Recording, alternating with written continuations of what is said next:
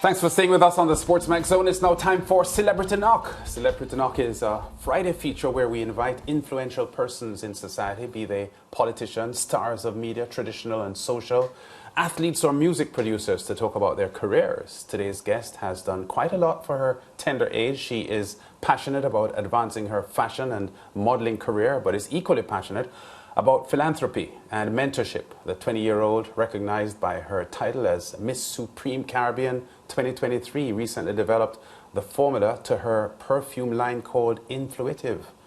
Joining us in studio today, or celebrity not guest, Suana Callum. Suana, welcome to the SportsMax Zone. It's great to have you on. What is inspiring all of this? Because I was having a quick look at your bio and I said, no way, she can't be 20 years old. And doing all of this. Having achieved all of this already. Pretty impressive. What makes you tick? Honestly, what inspired myself, I've said this to a lot of people, my mom and myself, because she was a former Miss Universe contestant. So growing up and watching her in her heels, I used to try it on, and you know, it kind of motivated me, and that's why I am what I am today. Yeah. Talk to us about your high school experience. What high school did you go to, by the way? I went to a few high schools. I went to Bel Air High School in Mandeville. I went to the Montego Bay High School in Montego Bay, Jamaica. Yeah. Yeah, I went to a few. So how much of what you are now was evident while you were in high school? Pretty much most of it, because in high school I did pageants. I was still a model because I started modeling at 13. So, you know, throughout I was still getting gigs, and until I was about 16, where I would say I became official. Yeah. Yeah, I know that you're from St. Anne originally, which does have a few iconic Jamaicans like Marcus Garvey and Bob Marley, originally from St. Anne. Right. But you didn't go, you spent, as you just said, you went to Bel Air and you went to Montego Bay, so that would have been outside of the parish, St. Anne. So how much of your growing up years did you actually spend in St. Anne? About 6 years. I would say about 6 years roughly, living in Ocho Rios and Runaway Bay, Salem. Yeah. Yes, Suana, talk to me now a bit about the pageantry culture in Jamaica, and of course the opportunities that's there for younger girls that want to get involved. The pageantry industry in Jamaica, it's okay. It can be better. Entering a pageant here, you need to have a heart. You need to be very mentally prepared because it can be rough. It's not easy. So I would recommend getting the right training. That is very important, and you'll be fine. Yeah.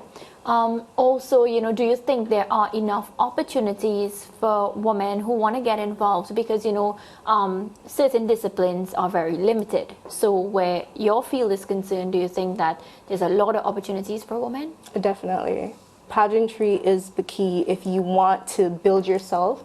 It has a lot of benefits, and I myself has experienced, and, you know, I've gathered all that knowledge, and I know it's a good thing. Yeah, and a lot of these competitions, they always speak about being beautiful, but with a purpose. So whenever you enter, it's not only about how you look physically, but, you know, about the projects that you get involved in, giving back to the people that matter the most. So for you, you know, where does that tie in?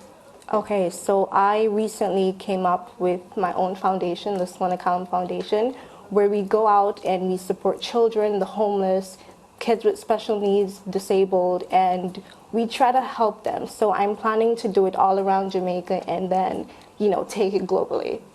Yeah, and that's a big initiative. And how has the support been from Jamaica where it comes to donating to the foundation? Are there drives? Do you think people are receptive? There is a donation drive currently. It's on the internet. It's all over the internet. So if you'd like to, you know, donate, there is a donation drive. Yeah, currently. Yeah, I see here a professional go-kart racer, runway model, That pageant, shocked me. runway and etiquette coach. That's a lot of stuff. Where do you get the time to do all of that? And because this is a sports show, you've got to tell me about the go-kart racing and how deeply you're involved in that. Racing overall, not just go-karting, but racing, drifting, I'm into all of that. So, I mean, it's been rough, and it's all about time, because like I do a lot of things, so trying to manage everything. It's not easy, but I want it, so I work for it to make it happen. So do you go-kart competitively? Yes, I do.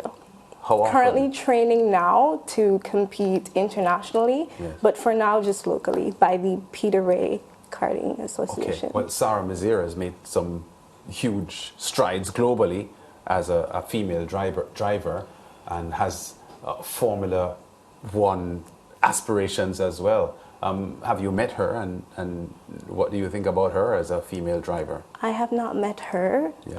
My current, I'd say someone who I look up to in the industry is Sarah Masir. She's a racer, not in Formula One, but she's a racer. She started off with go-karting and now she's pretty advanced.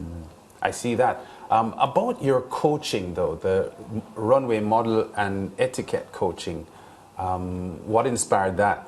I know you were involved in it, but to actually be someone that teaches, what inspired you to be, that kind of a mentor?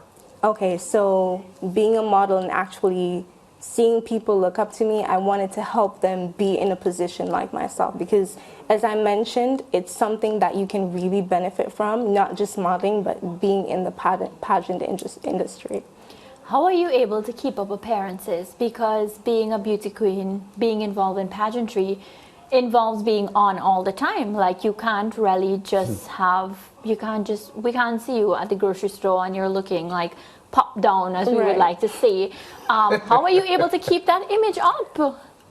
I'm a makeup artist also, so it's not a problem if I get a call and say, oh, you have to be on set at 5 o'clock, because I could just throw some makeup on and be ready, I'm also a part of the fashion industry, so getting outfits isn't a problem. Yeah, so because you're so multi-talented, you're able to make your own clothes, do your own makeup. And speaking about talents, on our screen we have you doing that, strutting your stuff, modeling the outfits.